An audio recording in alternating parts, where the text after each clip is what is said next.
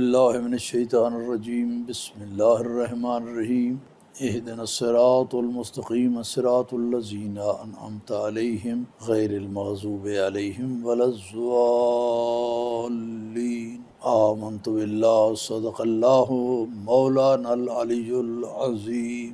جملہ سامعین محترم و ناظرین کرام، سورہ مبارکہ الفاتحہ کی آخری آیات ہیں۔ بندے نے حالت نماز میں اللہ سے جو سوال کیا وہ ایک ہی سوال تھا، اہدنا الصراط المستقیم، پروردگار ہمیں صراط مستقیم کی ہدایت عطا کر۔ صراط مستقیم کیا ہے؟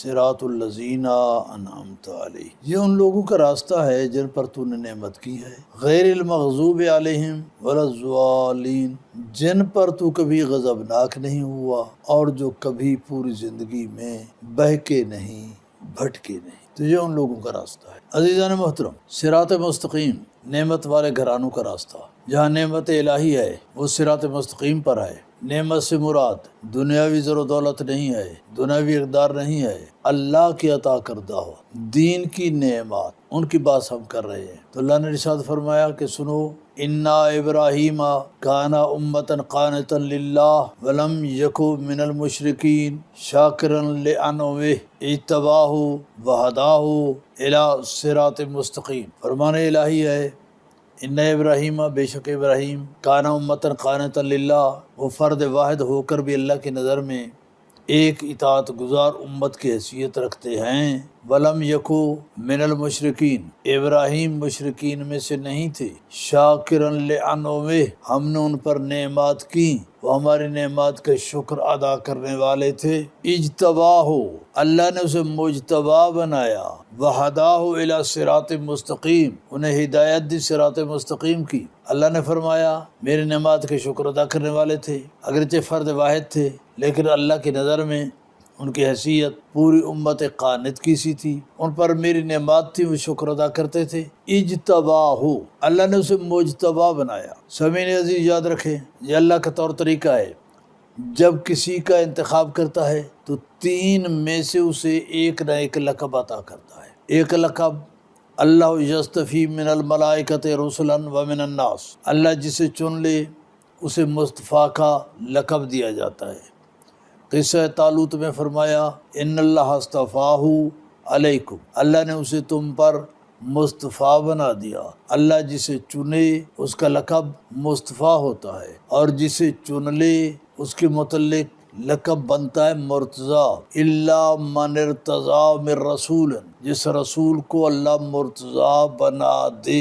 تیسرا لقب اجتباہ وہداہ الی صراط مستقیم، اللہ یجتبی من الملائکۃ رسلا، اللہ ملائکہ میں سے بعنوان رسول، بعنوان قاصد اجتباع کرتا ہے کچھ ملائکہ کا۔ تو ثابت ہو گئی یہ بات، اللہ جسے چنے اسے یا تو لقب مصطفیٰ ملتا ہے، یا اس کے لقب مرتضیٰ ہوتا ہے، یا اس کے لقب مجتبیٰ ہوتا ہے۔ الحمدللہ مذہب اہل بیت اتنا خوش نصیب ہے کہ تینوں عہدے ہمارے بزرگوں میں دکھائی دیتے ہیں۔ اگر مصطفیٰ کی ضرورت ہے تو ہمارے محمد مصطفیٰ ہیں، اگر مرتضیٰ کی ضرورت ہے تو حضرت علی مرتضیٰ ہیں، اگر مجتبیٰ کی ضرورت ہے تو حسن علیہ السلام مجتبیٰ ہیں، حسین شہید کربلا ہیں۔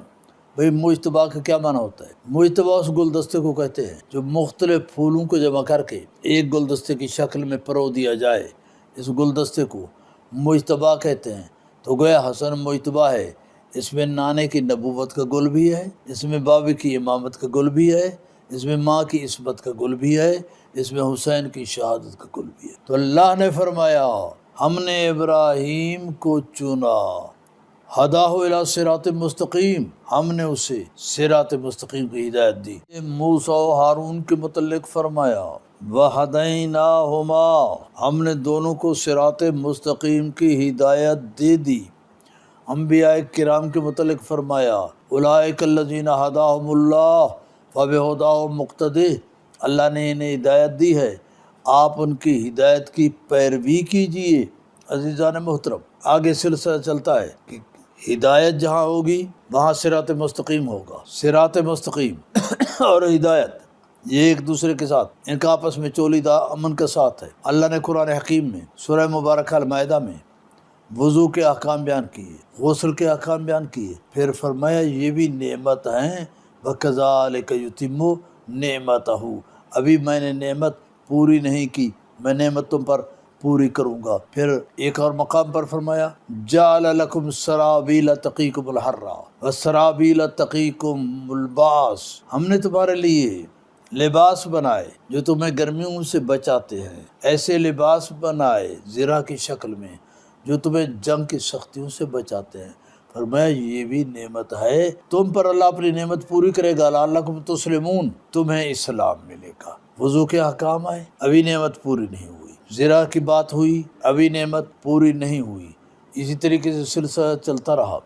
آئیے دیکھتے ہیں سورہ مبارکہ الفتح میں ارشاد فرمایا بسم اللہ الرحمن الرحیم انا فتحنا لک فتحا مبینا لیغفر لک اللہ ما تقدم من ذنبک وما تأخر ویتم نعمتہ علیک ویہدیک صراطا مستقیما۔ حبیب میں نے مکہ کی فتح کی آپ کو بشارت دے دی، یہ بہت بڑی کامیابی ہے، لیکن اس پر نعمت مکمل نہیں ہوئی۔ ویتم نعمتہ علیک، اللہ پر اپنی نعمت پوری کرے گا، ویہدیک صراطا مستقیما، اللہ جب نعمت پوری کرے گا تو صراط مستقیم کو دکھا دے گا۔ پوری زندگی اللہ کے وعدے ہوتے رہے، ابھی نعمت پوری نہیں ہوئی، ابھی نعمت پوری نہیں ہوئی، ابھی نعمت پوری نہیں ہوئی۔ بھئی کب پوری ہوئی نعمت؟ جہاں صراط مستقیم ہمیں ملنا ہے۔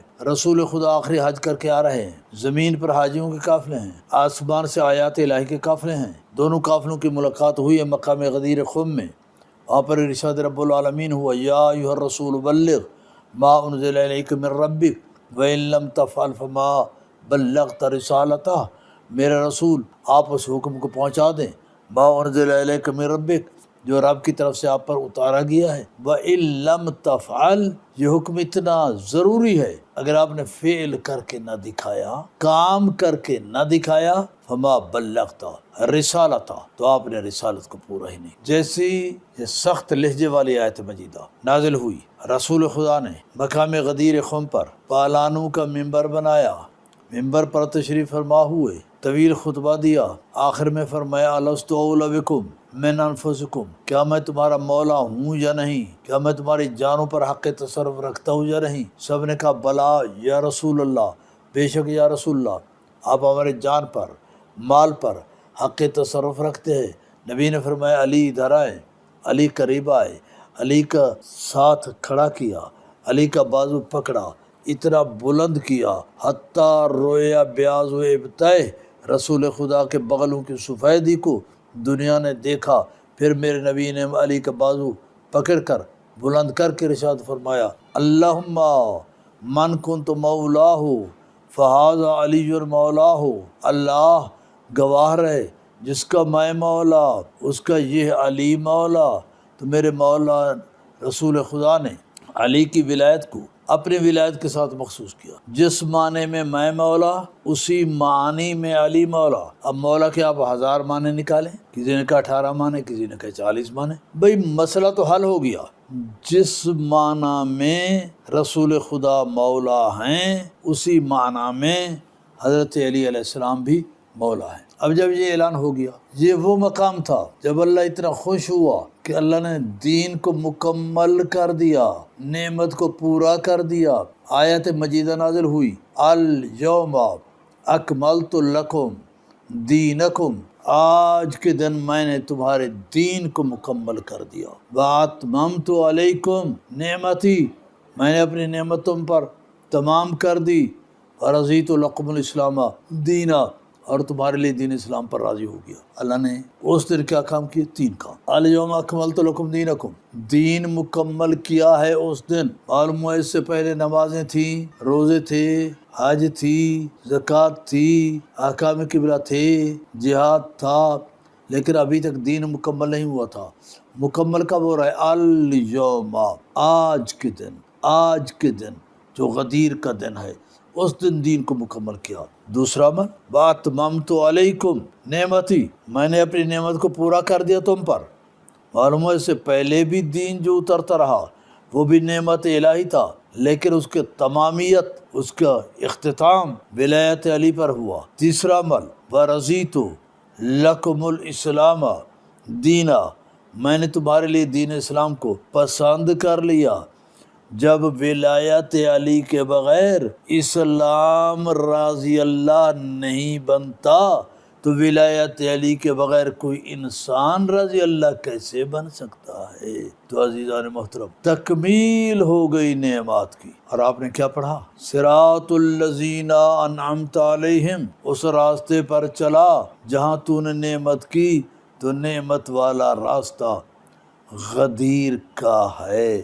تو عزیزان محترم، آج کا درس میں یہیں پر تمام کر رہا ہوں، اور کچھ دکھ کی باتیں بھی اپنی قوم سے شیئر کرنا چاہتا ہوں۔ وہ یہ ہے کہ الحمدللہ میں 20-25 برس سے مذہب اہل بیت کی کتاب کے ذریعے سے خدمت کر رہا ہوں۔ جیسے کہ میں نے آپ تمام حضرات کو بتایا، میرے تمام سامعین جانتے ہیں، میرے تراجم کی تعداد 100 سے بھی زیادہ ہے، لیکن اس قوم نے آج تک ہماری کوئی قدر نہیں کی۔ یہ ایک درد دل ہے جو مجھے آپ کے سامنے بیان کرنا ہے، خواہ کوئی راضی ہوتا ہے یا ناراض، مجھے کہنا ضرور ہے۔ اگر اسی طریقے سے کوئی اور شخص کسی دوسری قوم میں ہوتا اور وہ اتنے کتابوں کے تراجم کرتا تو پتہ نہیں وہ قوم والے اس کی کیا کیا خدمت کرتے۔